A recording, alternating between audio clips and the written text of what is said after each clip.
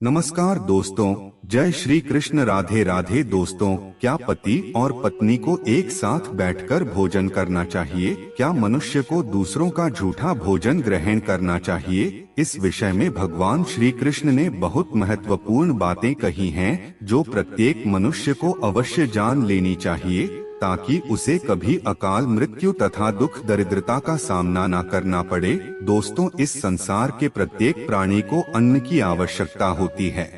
अन्न से ही उसे ऊर्जा प्राप्त होती है। हर जीव के लिए अलग अलग प्रकार के अन्न की आवश्यकता होती है। इसी प्रकार से मनुष्यों के लिए भी भोजन के कई महत्वपूर्ण नियम बनाए गए हैं। यदि इन नियमों का पालन किया जाए तो मनुष्य को ईश्वर की कृपा प्राप्त होती है। हमारे शास्त्रों में भोजन करने की दिशा, भोजन के प्रकार, भोजन करने का सही समय, इन विषयों में महत्वपूर्ण नियम बताए गए हैं। दोस्तों, भगवान श्री कृष्ण ने भगवद गीता में मनुष्य को भोजन करने संबंधी बहुत ही महत्वपूर्ण उपदेश दिया है। यह उपदेश मनुष्य की उन्नति करने वाला, दीर्घायु दिलाने वाला तथा सभी प्रकार के रोगों से मुक्त रखने वाला है, जिससे शरीर को भगवान ने प्रदान किया है। उन्हें ही इस शरीर को शुद्ध और स्वस्थ रखने के उपाय भी बताए हैं। जो मनुष्य भगवान श्री कृष्ण द्वारा बताए गए इन नियमों का पालन करता है, उसका शरीर सदैव शुद्ध, स्वच्छ और विकारों से दूर रहता है तथा सद्गति प्राप्त करने वाला बनता है।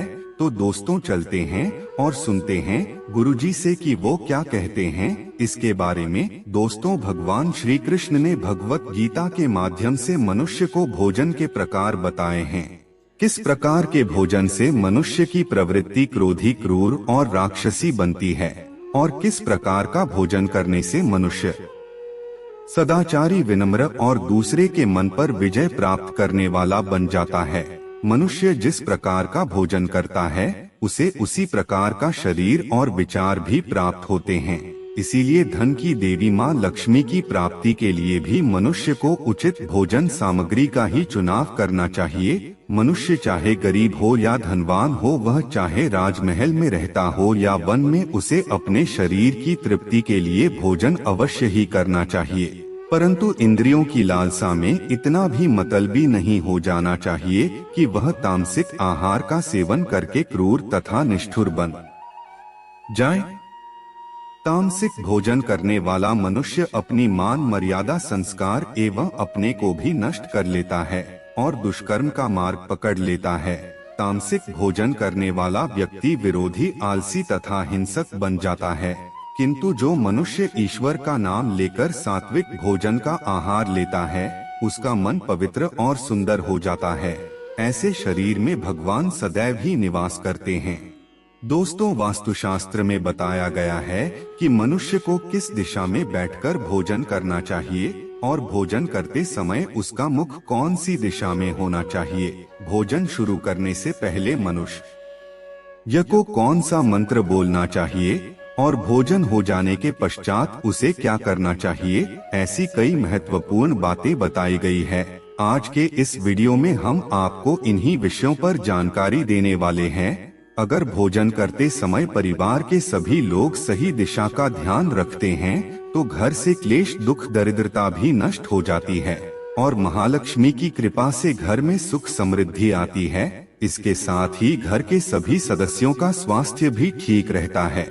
इसीलिए हमें वास्तुशास्त्र में बताई गई इन महत्वपूर्ण बातों पर ध्यान अवश्य देना चाहिए। दोस्तों, विष्णु पुराण के अनुसार भोजन शुरू करने से पहले थोड़ा सा अन्न भूमि पर रखना चाहिए, ताकि देवता, पशु पक्षी, असुर, दैत्य तथा प्रेत पिशाच जो अपने कर्म बंधन से बंधे हुए हैं, उन सभी को अन्न की प्राप्ति हो। यदि भोजन करते समय कोई अतिथि आ जाए तो उसका स्वागत करें और उसे आसन देकर प्रणाम करके उसका सत्कार करें। फिर उसे श्रद्धापूर्वक भोजन कराकर विदा करें, क्योंकि जिसके घर से अतिथि निराश होकर लौट जाता है, उसे वह अपने पाप देकर उसके शुभ कर्मों को ले जाता है। श्री कृष्ण कहते हैं, मनुष्य को पिता के घर में रहने वाली विवाहित कन्या या दुखिया और गर्भधारण की हुई स्त्री तथा वृद्ध को भोजन कराने के बाद ही भोजन करना चाहिए। इन सभी को भोजन कराए बिना जो स्वयं भोजन ग्रहण करता है, उसका भोजन पाप बन जाता है। ऐसा व्यक्ति नरक में ही जाता है।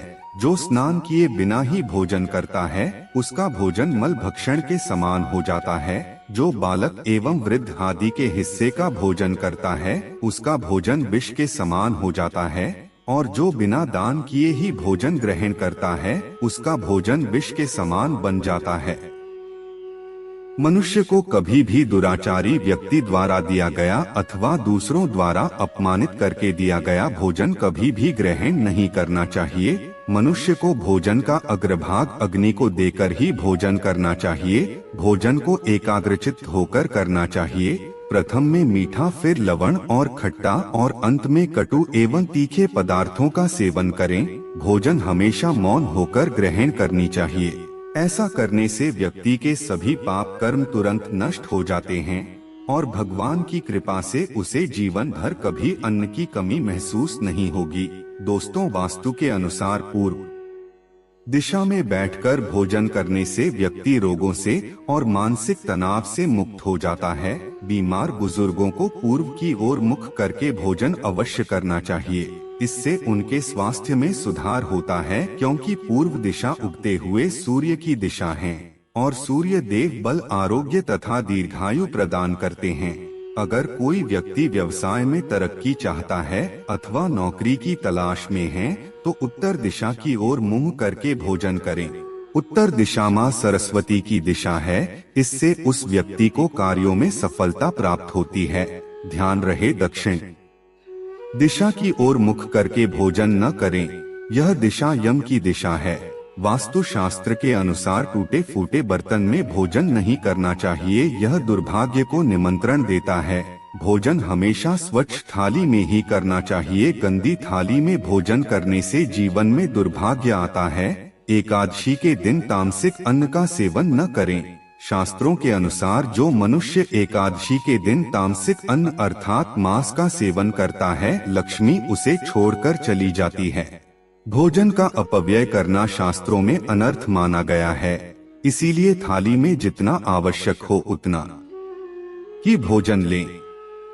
अगर कोई व्यक्ति साथ में भोजन कर रहा हो तो उसका भोजन समाप्त होने तक उठकर नहीं जाना चाहिए। इससे पितृदेव नाराज हो जाते हैं। भोजन के बाद थाली में हाथ धोना अनुचित माना गया है। थाली में हाथ धोने से अन्न का अपमान होता है। भोजन के बाद थाली में हाथ धोने वाले लोग नीचे योनि में जन्म लेते हैं। सबसे महत्वपूर्ण बात ध्यान रहे कि व्यक्ति को बिस्तर पर बैठकर भोजन नहीं करना चाहिए।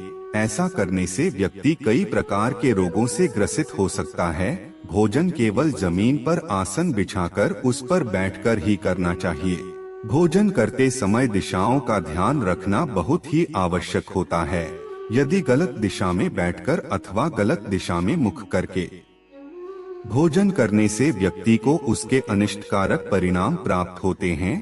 भगवान श्री कृष्ण कहते हैं, जिसे भोजन के ऊपर से कोई पैर रखकर चला गया हो अथवा कोई व्यक्ति भोजन को लांघकर कर गया हो तो ऐसे भोजन को कभी खाना नहीं चाहिए। ऐसा भोजन अशुद्ध हो जाता है।